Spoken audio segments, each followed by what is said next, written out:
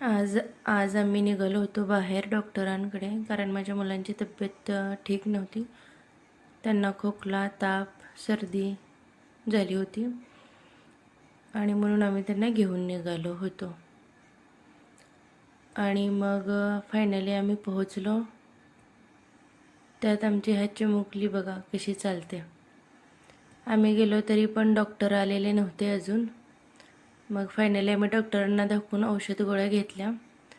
नंतर रिटर्न निघालो. त्यात आमच्या मॅडमचे हे बघा, माझा असा फोटो काढ.